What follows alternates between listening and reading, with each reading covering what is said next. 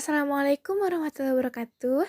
Kembali lagi bersama saya Istiqomah Alifa Zakia dengan NIM 202100800129 dari kelas manajemen 21D, Prodi Manajemen Universitas Nusa Putra Sukabumi. Pada kesempatan kali ini, saya akan kembali membahas materi perkuliahan akuntansi manajemen bab 10 akuntansi pertanggungjawaban. Nah, yang pertama, desentralisasi atau decentralization adalah delegasi atau wewenang pengambilan keputusan kepada jajaran manajemen yang lebih rendah di dalam sebuah organisasi. Organisasi yang terdesentralisasi membutuhkan sistem akuntansi pertanggungjawaban yang menghubungkan kekuasaan pengambilan keputusan manajer tingkat yang lebih rendah dengan pertanggungjawaban hasil dari berbagai keputusan yang diambil. Kadar desentralisasi tergantung pada luasnya otoritas pengambilan keputusan yang didelegasikan oleh manajemen puncak kepada lapisan manajemen di bawahnya. Manajer-manajer ini mengemban otoritas untuk membuat keputusan-keputusan tanpa harus meminta persetujuan dari manajemen yang lebih tinggi. Istilah pusat penanggung-jawaban digunakan untuk setiap bagian dari suatu organisasi yang manajernya memiliki kendali atas dan bertanggung jawab atas biaya, laba, atau investasi. Menurut Garrison et al. Pada tahun 2015, 3 jenis utama pusat pertanggungjawaban adalah pusat biaya atau cost center, pusat laba atau profit center, dan pusat investasi atau investment center. Tingkat atau kadar tanggung jawab dipertingkat dari yang paling rendah pada pusat biaya sampai yang paling tinggi pada pusat investasi.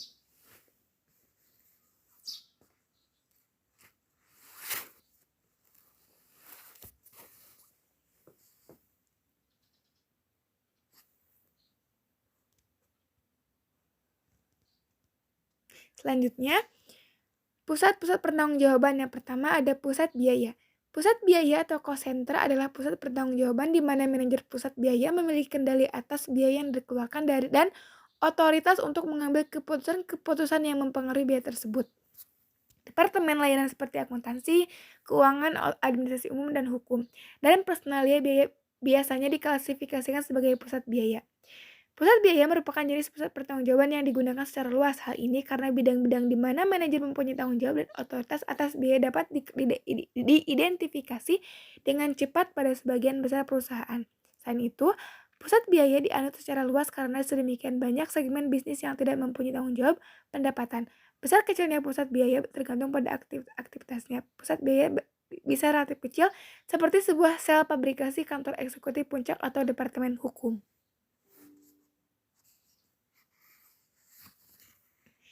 Yang pertama ada poin akuntansi pertanggungjawaban pusat biaya. Terdapat dua metode yang lazim dipakai untuk memberikan umpan balik dalam pusat biaya. Metode pertama adalah biaya standar. Biaya standar untuk bahan baku langsung, tenaga kerja langsung, overhead pabrik dibandingkan dengan biaya aktual. Evaluasi kinerja terhadap suatu pusat biaya menekankan langkah-langkah efisiensi guna memastikan bahwa hasil-hasil operasi periode tertentu dicapai dengan biaya yang seminimal mungkin. Efisiensi ini dievaluasi dengan laporan kinerja yang memperlihatkan biaya sesungguhnya pengoperasian pusat biaya dibandingkan dengan biaya yang dianggarkan yang menunjukkan tingkat efisiensi yang dapat diterima. Kegiatan fabrikasi kerap memakai biaya standar untuk langkah-langkah efisiensi bagi pusat-pusat biayanya. Metode kedua adalah anggaran fleksibel tanpa biaya standar, yang berarti penggunaan pola perilaku biaya sebagai landasan untuk memproyeksikan biaya dan pendapatan pada berbagai tingkat aktivitas. Biaya yang diproyeksikan ini kemudian dibandingkan dengan kinerja aktual sesungguhnya dalam upaya untuk menentukan biaya terkendali atau tidak. Berikut adalah ilustrasi biaya standar untuk tenaga kerja langsung. Ini merupakan tabelnya. PT Sinar Baru Indonesia merupakan perusahaan pabrikasi yang mengkhususkan kegiatannya dalam produksi pipa, alat berat, serta berbagai perlengkapan untuk industri minyak dan gas menggunakan sistem job order. Dalam melaksanakan proses produksi memiliki beberapa departemen yang terkait, yaitu Project Manager, Quality Control, Accounting, Estimating, Production, dan Procurement Department. Dalam melaksanakan proyek telah ditetapkan terlebih dahulu biaya standar yang digunakan dalam produksi, baik bahan baku, tenaga kerja langsung, maupun biaya overhead yang telah ditetapkan oleh Estimating Department. Biaya tenaga kerja langsung yang terjadi dalam mengolah produk jadi harus dapat dikendalikan oleh Project Manager agar tidak terjadi pemborosan. Biaya standar tenaga kerja langsung sering tidak sesuai dengan biaya aktual tenaga kerja langsung sehingga menyebabkan perbedaan biaya standar dengan biaya aktual tenaga kerja langsung. Beberapa proyek yang terjadi terjadi varians atau selisih antara biaya standar dengan biaya aktual tenaga kerja langsung, terutama pada project job nomor 845, 868, dan 876, sehingga untuk ketiga proyek tersebut diperlukan analisis varians biaya tenaga kerja langsung untuk mengukur varians atau selisih antara biaya standar tenaga kerja langsung dengan biaya aktual tenaga kerja langsung, sehingga diharapkan dapat mencapai biaya tenaga kerja langsung yang efisien. Varians tarif tenaga kerja langsung yang terjadi pada PT Sinar Baru Indonesia perlu dihitung untuk mengetahui seberapa besar varians tarif tenaga kerja langsung dan apakah varians tersebut menguntungkan atau merugikan. Varians tarif tenaga kerja langsung yang terjadi untuk menyelesaikan proyek number 845 yaitu dibutuhkan lebih banyak tenaga kerja yang cukup memiliki keahlian, tidak diperlukan keahlian khusus untuk menyelesaikan proyek yang tidak begitu sulit, sehingga tarif tenaga kerja langsung lebih rendah dari tarif standar yang telah ditentukan sebelumnya. Varians tarif yang terjadi pada proyek nomor 868, tarif aktual tenaga kerja langsung lebih besar dari tarif standar yang telah ditetapkan sebelumnya karena tingkat kesulitan yang tinggi dalam menyelesaikan proyek sehingga dibutuhkan lebih banyak tenaga kerja ahli untuk menyelesaikan. Waktu pengerjaan yang singkat menyebabkan jam lembur yang tidak dijadwalkan, penambahan tenaga ahli dan jam lembur yang tidak dijadwalkan pada proyek nomor 868 menyebabkan pembiayaan biaya gaji meningkat melebihi standar yang telah ditetapkan sebelumnya. Tanggung jawab atas variasi tarif tenaga kerja langsung dibebankan kepada masing-masing kepala bagian yang memutuskan bagaimana tenaga kerja akan dimanfaatkan untuk dievaluasi lebih lanjut. Penyebab terjadinya varians untuk proyek job nomor 876 yaitu karena adanya varians kurs dolar Singapura karena standar tarif ditentukan dalam bentuk Singapura dolar oleh kantor pusat PT Sinar Mas Indonesia yang berada di Singapura. Sedangkan upah yang dibayarkan terhadap karyawan berrupiah sehingga naik turunnya kurs dolar Singapura mempengaruhi varian tarif upah yang terjadi pada proyek yang diselesaikan seperti pada proyek job nomor 876. Selanjutnya tabel 10.4 perhitungan varians efisiensi tenaga kerja langsung. Varians efisiensi biaya tenaga kerja langsung yang terjadi pada PT Sinar Baru Indonesia perlu dihitung untuk mengetahui seberapa besar varians efisiensi biaya tenaga kerja langsung dan apakah varians tersebut menguntungkan atau merugikan. Pada proyek job nomor 845 disebabkan oleh kurangnya pengawasan oleh bagian produksi, sehingga pada saat proyek telah selesai dilaksanakan masih ada jam kerja yang terhitung. Para manajer produksi bertanggung jawab atas penggunaan secara produktif tenaga kerja langsung. Faktor yang menyebabkan terjadinya varians efisiensi biaya tenaga kerja langsung untuk proyek job nomor 898 adalah barang pesanan yang terlambat datang mengakibatkan bertambahnya jam kerja dari yang telah ditetapkan sebelumnya sehingga terjadi varians efisiensi. Untuk alasan ini, bagian purchasing material bertanggung jawab untuk dapat memperkirakan waktu pembelian material, sehingga material dapat segera sampai dan dapat langsung dikerjakan oleh tenaga kerja. Lamanya waktu perpindahan material dari gudang ke lokasi pengerjaan karena material yang dibeli harus dicek terlebih dahulu oleh QC atau quality control material, sehingga waktu proses pengerjaan menjadi lama dan menyebabkan jam kerja bertambah. Bagian QC material bertanggung jawab untuk mempercepat proses pengecekan agar proyek dapat segera diselesaikan. Faktor cuaca yang tidak baik juga mempengaruhi lamanya waktu penyelesaian proyek. Karena apabila terjadi hujan, maka para karyawan berhenti bekerja namun jam kerja tetap dihitung sehingga proses penyelesaian proyek memakan jam kerja yang melebihi jam standar yang telah ditetapkan sebelumnya. Hal ini sering terjadi pada proyek-proyek lain. Jam kerja yang dibutuhkan untuk menyelesaikan proyek job nomor 876 lebih sedikit daripada yang telah distandarkan sebelumnya. Hal ini menyebabkan varians efisiensi yang terjadi menguntungkan karena para pekerja bekerja lebih cepat dan material yang dibutuhkan untuk proyek yang bersangkutan segera diperoleh sehingga waktu yang dibutuhkan untuk menyelesaikan proyek lebih sedikit dari standar yang telah ditetapkan. Selanjutnya ada poin pusat laba. Pusat laba atau profit center adalah pusat pertanggungjawaban di mana manajer pusat laba memiliki kendali atas biaya dan pendapatan. Dalam pusat laba, manajer bertanggung jawab dan otoritas untuk mengambil keputusan yang mempengaruhi biaya maupun pendapatan unitnya. Misalnya, manajer yang bertanggung jawab atas taman kota akan bertanggung jawab atas pendapatan dan biaya dan keuntungan dari taman hiburan. Tetapi, mungkin tidak memiliki kendali atas investasi besar di taman. Contoh lainnya seperti sebuah perusahaan produk konsumen dapat mendesentralisasi kegiatan-kegiatan usahanya berdasarkan merek atau lini produk.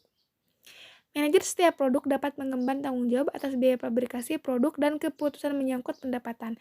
Seperti penentuan harga jual unit produk, manajer pusat laba sering dievaluasi dengan membandingkan laba aktual untuk laba yang ditargetkan atau dianggarkan. Dalam pusat laba ada poin akuntansi pertanggungjawaban pusat laba. Laporan kinerja pusat laba membandingkan kinerja sesungguhnya dengan kinerja menurut anggaran. Selisihnya merupakan indikator kinerja. Andaikan sebuah korporat atau perusahaan holding company menilai kinerja pusat laba dengan menggunakan laba terkendali, laporan kinerja adalah membandingkan laba terkendali yang telah dicapai dan laba terkendali yang telah dianggarkan. Berikut adalah contohnya. Misalkan, laba terkendali sesungguhnya 9.400. Laba terkendali menurut anggaran 9.500.000. Jadi selisihnya tidak menguntungkan, yaitu sebesar 100.000. Dengan adanya laporan laba, manajer dapat mengetahui besarnya pendapatan dan biaya yang sebenarnya dibandingkan dengan biaya yang dianggarkan, sehingga perusahaan dapat menganalisis penyebab terjadinya perbedaan dan mengambil tindakan terkoreksi apabila diperlukan. Kriteria lain yang dapat digunakan sebagai pembanding pusat laba adalah laba pusat laba tersebut tahun lalu, laba korporat secara keseluruhan, laba pusat laba sejenis, atau laba perusahaan lain yang beroperasi di industri yang sama, menghasilkan produk yang sama, atau menghasilkan jasa yang sama. Selanjutnya, pusat investasi. Pusat investasi adalah pusat pertanggungjawaban di mana manajer pusat investasi memiliki kendali atas biaya, pendapatan, dan investasi dalam aset operasi. Manajer pusat investasi mempunyai wewenang ekstensif untuk tindakan-tindakan seperti pembelian aset jangka panjang, penentuan syarat-syarat kredit, penentuan tingkat persediaan, dan penetapan harga jual. Manajer juga bertanggung jawab atas perolehan laba yang memadai dan pemilihan aset operasi yang dibutuhkan untuk mencapai laba itu. Ukuran efisiensi dan efektivitas dipakai untuk mengevaluasi kinerja pusat investasi dengan fokus utamanya diarahkan pada imbalan investasi aktual yang dicapai dibandingkan dengan imbalan investasi yang dianggarkan. Pusat investasi sangat dianut luas dalam perusahaan-perusahaan yang terdiversifikasi. Biasanya pusat investasi diorganisasikan sebagai divisi-divisi. Divisi umumnya distruktur menurut fungsi perusahaan, produk, pelanggan, atau wilayah dan dapat diorganisasikan sebagai pusat biaya, laba, atau investasi. Perusahaan Boeing mengorganisasikan divisi-divisinya menurut pelanggan. Divisi pesawat komersil memproduksi pesawat jet untuk maskapai penerbangan. Manajer divisi dapat memikul tanggung jawab atas penetapan harga jual produk dan melakukan pengendalian biaya. Selain itu, manajer divisi boleh pula memperluas fasilitas produksi melalui pembelian dan pelepasan perlengkapan pabrik. Manajer pusat investasi sering dievaluasi menggunakan pengembalian pada investasi atau ROI atau ukuran pendapatan residual. Selanjutnya, akuntansi pertanggungjawaban pada pusat investasi. Pusat investasi bertanggung jawab untuk mendapatkan pengembalian investasi yang memadai. Berikut ini menyajikan dua metode untuk mengevaluasi aspek kinerja pusat investasi. Yang pertama, ada pengembalian investasi atau return on investment. Manajer pusat investasi mengemban tanggung jawab atas pendapatan dan beban. Laba operasi terkendalikan merupakan bagian esensial dari pelaporan pusat investasi karena mengemban tanggung jawab atas pendapatan, biaya, dan investasi, maka manajer pusat investasi memikul tanggung jawab untuk mendukung laba yang konsisten dengan besarnya aset yang ditanamkan dalam segmen yang dikelolanya. ROI sama dengan margin dikali putaran aktiva. Margin sama dengan laba bersih operasi dibagi penjualan. Perputaran aktiva sama dengan penjualan bersih dibagi rata-rata aset operasi. Maka ROI sama dengan laba bersih operasi dibagi rata-rata aset operasional. Pendapatan operasional bersih adalah pendapatan sebelum bunga dan pajak dan kadang-kadang disebut sebagai EBIT atau laba sebelum bunga dan pajak. Aset operasi meliputi kas piutang, persediaan pabrik dan peralatan, dan semua aset lain yang dimiliki untuk tujuan operasi. Contoh aset yang tidak termasuk dalam aset operasi adalah aset non-operasional termasuk tanah yang dimiliki untuk masa depan penggunaan. Investasi di perusahaan lain atau bangunan yang disewakan kepada orang lain. Aset ini tidak dimiliki untuk tujuan operasi dan oleh karena itu dikeluarkan dari aset operasi. Basis aset operasi yang digunakan dalam rumus biasanya dihitung sebagai rata-rata dari aset operasi antara awal dan akhir tahun. Semakin tinggi laba atas investasi atau ROI segmen bisnis, semakin besar laba yang diperoleh per dolar yang diinvestasikan dalam aset operasi segmen. Selanjutnya ada rumus rata-rata aset operasi sama dengan nilai buku bersih awal ditambah nilai buku bersih akhir dibagi 2. Sebagian besar perusahaan menggunakan nilai Buku bersih yaitu biaya perolehan dikurangi akumulasi penyusutan. Dari aset yang dapat diusutkan untuk menghitung aset operasi rata-rata, pendekatan ini memiliki kekurangan. Nilai buku bersih suatu aset menurun seiring waktu sebagai akumulasi penyusutan meningkat. Ini menurunkan penyebut dalam perhitungan ROI sehingga meningkatkan ROI. Akibatnya ROI meningkat secara mekanis dari waktu ke waktu. Berikut adalah ilustrasi dalam menghitung ROI divisi PT Danau Laut Tawar. Nah, dalam tabel 10.6 ini, walaupun divisi Y memperoleh laba paling tinggi, namun tingkat pengembalian investasinya hanya 12%, menduduki posisi paling rendah. Oleh karena itu, jika mengacu pada aset yang ditanamkan, maka divisi ini adalah divisi yang tidak menguntungkan. Jika sebuah perusahaan memakai ROI yang dianggarkan untuk sebuah pusat pertanggungjawaban guna menentukan laba yang diharapkan, misal 10% dari basis investasi yang diserai tanggung jawab, maka manajer divisi A memakai angka tersebut sebagai kriteria untuk berinvestasi dalam aktiva. Angka ROI yang dianggarkan serta metode-metode pengukuran untuk penentuan basis investasi akan mempengaruhi secara signifikan keputusan-keputusan menyangkut aset-aset yang akan diinvestasikan oleh manajer. Oleh karena itu, perlu dibentuk ukuran ROI yang merefleksikan tujuan-tujuan perusahaan seakurat mungkin sehingga manajer divisi akan termotivasi dengan sistem pengukuran dan pengembalian untuk memilih proyek-proyek investasi yang dianggap tepat. Laba residu atau residual income. Laba residu merupakan alternatif lainnya untuk mengukur kinerja divisi adalah selisih antara laba dan kembalian minimal atau minimum required rate of return yang telah ditetapkan oleh perusahaan. RI sering juga disebut EVA atau Economic Value Added. Kembalian minimal adalah presentasi tertentu dikalikan dengan investasi atau aset neto. Apabila laba residu digunakan untuk mengevaluasi kinerja divisi, manajer masing-masing divisi termotivasi untuk memaksimalkan laba residu. Dalam mengukur kinerja laba residu secara konseptual dipandang lebih baik daripada ROI, karena residual income mendorong para manajer untuk mengambil keputusan investasi yang menguntungkan perusahaan sebagai kesatuan. ROI sebaliknya dapat mendorong para manajer untuk tidak mengambil keputusan menguntungkan perusahaan secara keseluruhan hanya karena ROI divisinya turun. Selanjutnya ada keunggulan laba residu, antara lain salah satu kelemahan ROI adalah dapat menyebabkan manajer SBU menolak usulan investasi yang sebenarnya menguntungkan perusahaan tetapi menurunkan ROI rata divisinya. Kelemahan ini tidak dijumpai kalau kita menggunakan RI atau laba residu. Inilah keunggulan utama RI dibandingkan ROI. Laba residu dapat menggunakan kembalian minimal yang berbeda-beda untuk berbagai jenis aset. Misalnya, kembalian minimal untuk aset lancar ditetapkan lebih rendah daripada kembalian minimal untuk aset tetap. Selanjutnya ada kelemahan laba residu, antara lain laba residu dapat mendorong manajer untuk berpandang jangka pendek. Contohnya, manajer mungkin tidak melakukan pelatihan karyawan hanya untuk mengurangi beban agar labanya tinggi dan pada gilirannya laba residunya akan tinggi. Tidak melakukan pelatihan tersebut merugikan perusahaan dalam jangka panjang. Jadi, kelemahan ROI juga terjadi pada laba residu. Tidak seperti pada ROI, laba residu adalah ukuran profitabilitas absolut yakni dalam angka rupiah. Jadi, apabila tingkat investasi dua divisi berbeda, perbandingan langsung kinerja dua divisi tersebut tidaklah adil. Selanjutnya, laba residu dihitung sebagai berikut. Laba residu sama dengan laba operasi dikurangi aset perusahaan dikali tingkat ROI. Ketika laba residunya positif, laba dari suatu investasi pada aset lebih besar daripada ROI yang dikehendaki. Oleh karena itu, investasi dianggap menjanjikan. Laba residu negatif mengindikasikan bahwa pengembalian investasi tidak memadai untuk memenuhi jumlah minimal yang dikehendaki manajemen. Berikut adalah ilustrasi dalam menghitung laba residu. Diasumsikan PT Danau Laut Tawar merencanakan 10% sebagai tingkat pengembalian minimal atas aset divisional perusahaan. Laba residu untuk divisi X, Y, Z adalah sebagai berikut.